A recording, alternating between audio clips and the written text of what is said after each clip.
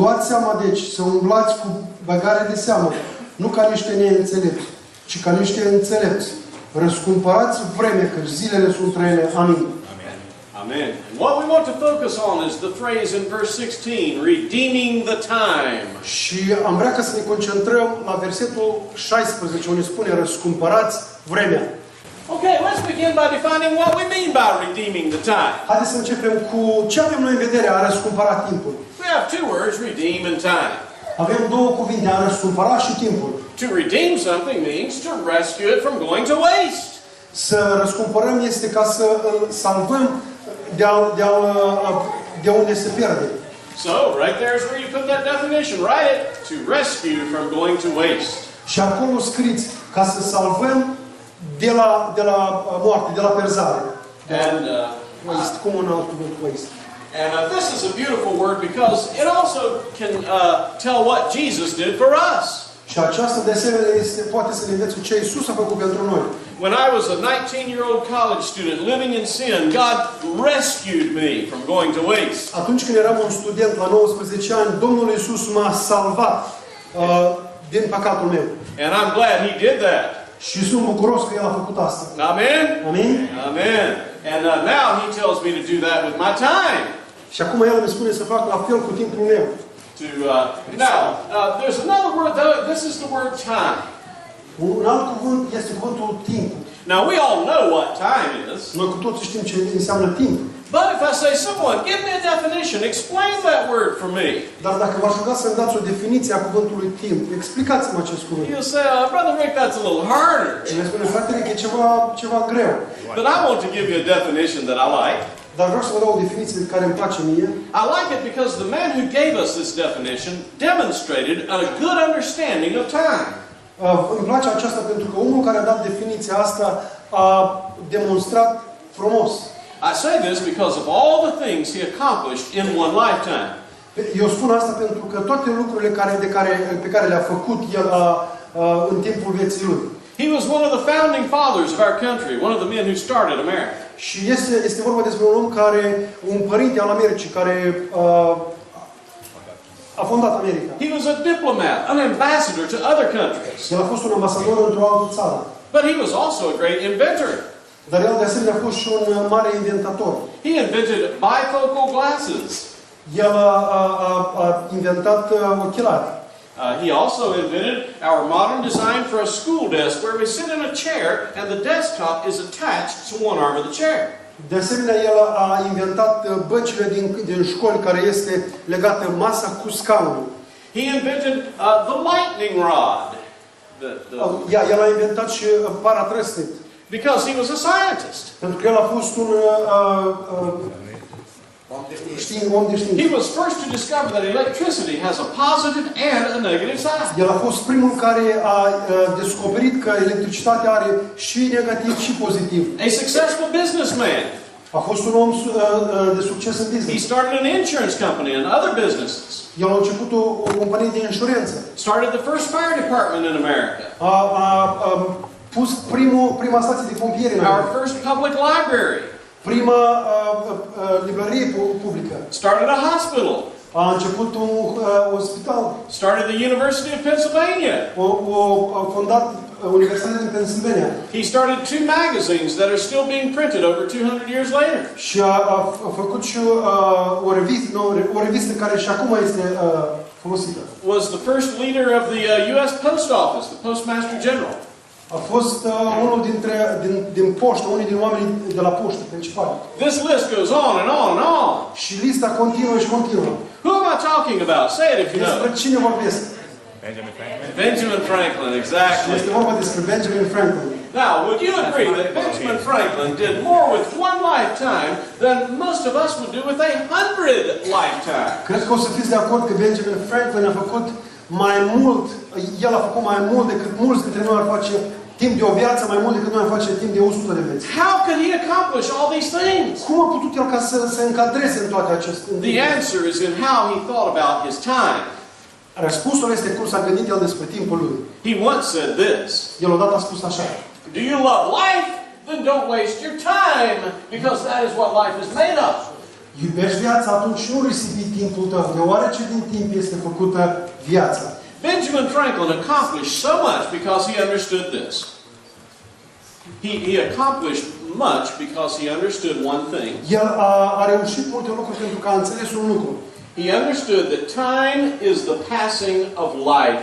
El a știut că timpul este trecerea vieții. Time is the passing of life. Timpul este de trecerea vieții. And so if you waste your time, what are you wasting? Și dacă tu îți risipești timpul, ce risipești?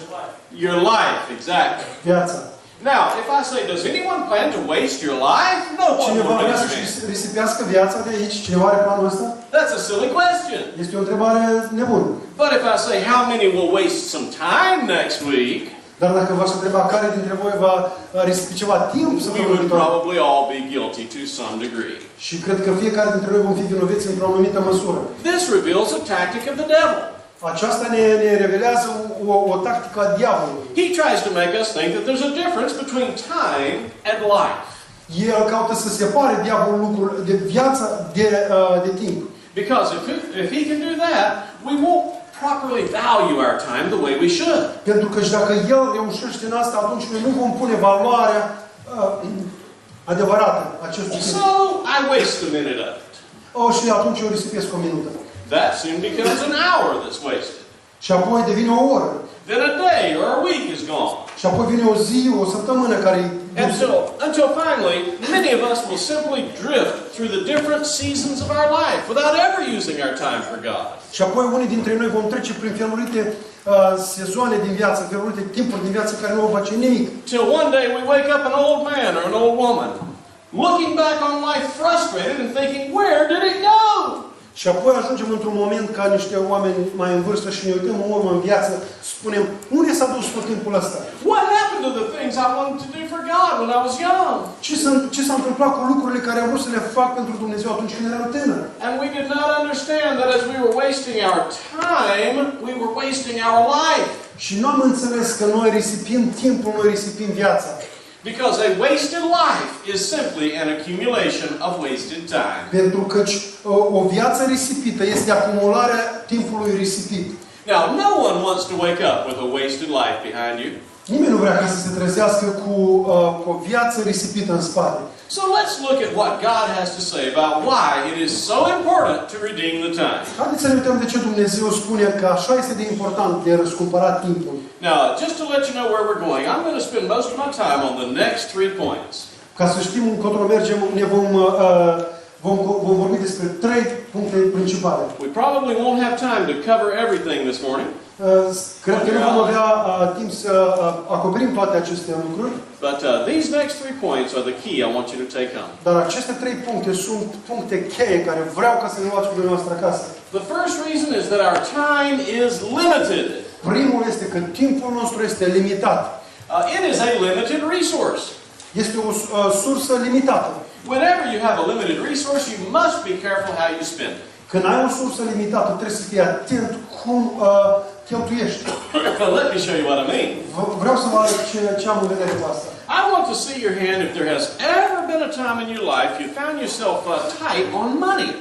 Vreau să vă văd o mână ridicată dacă cineva v-ați găsit vreodată așa foarte cu banii sunteți într-o problemă. Does that happen in Tennessee? S-a întâmplat vreodată? Okay, all right. It happens in North Carolina Se întâmplă too. și în Carolina asta.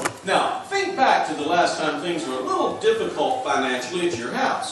Aduceți-vă aminte când ați fost cumva într-un așa stresat You got financiar a little acasă. bit hungry one day. Poate v-ați simțit puțin flămânzi într-o zi. Did you find the most expensive restaurant in downtown Knoxville and give them a $100 bill?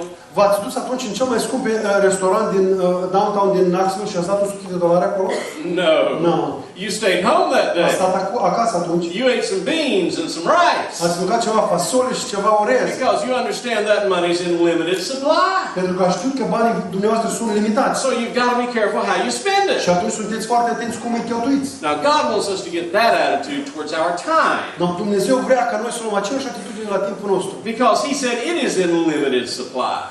Pentru că nu este o sursă nelimitată. He tells us in the Bible how limited it is likely to be. In the Bible, God says how limited it will probably be. În Biblie ne spune cât probabil de limitați vom fi. In Psalm chapter 90, he tells us that the average of a man's life will only be 70 to 80 years.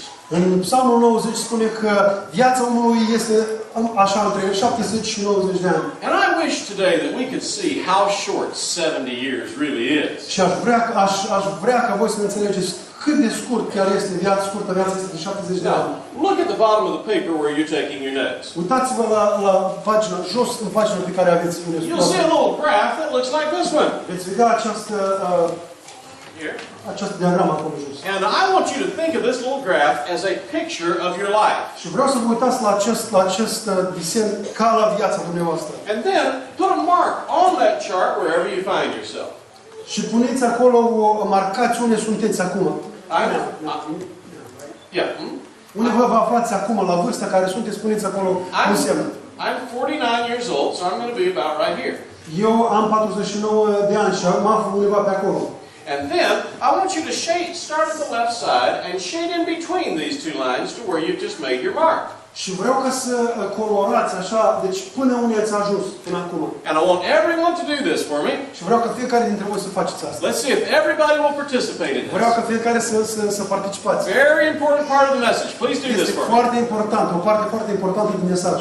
And as you shade in that line, I want you to think about something. Și în timp ce faceți asta, vreau ca să vă gândiți la ceva.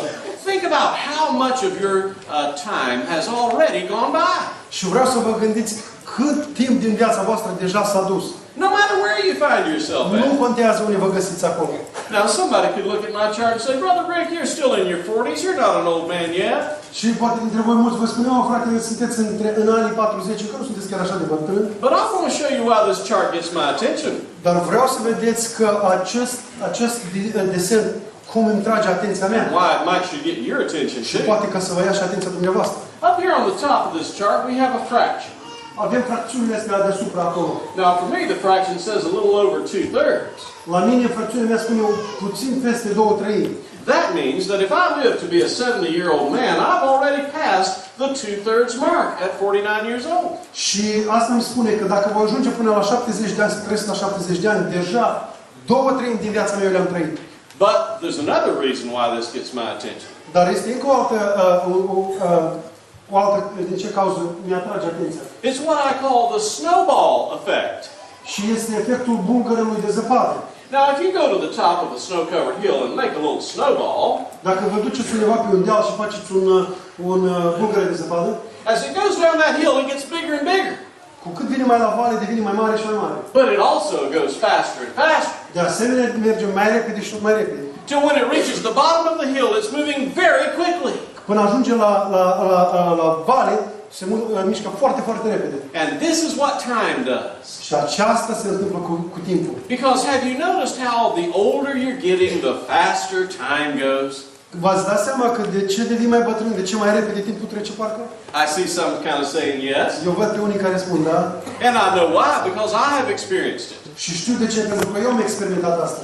I can remember when the year was 1979. Mi-aduc aminte când era anul 1979. I was graduating from high school with college and career in front of me. Când ieșeam de la școală, când am terminat școala și mă uitam înainte la cariera de viață, la colegiul și la tot. But then the 1980s kind of came and went real quickly. Dar deodată a venit 1980 repede. And the 90s did the same thing. Și 90 au venit tot la fel. Yeah. Can anyone remember when we used to talk about the year 2000? As though it were way out in the future. Vă aduceți aminte când vorbeam despre anul 2000, când ceva departe, departe. You didn't even know what the world would look like come 2000. Voi nici măcar nu vă închipuiați cum va arăta lumea în anul 2000. But now that's been history for a Dar long acum time. pentru noi este istorie.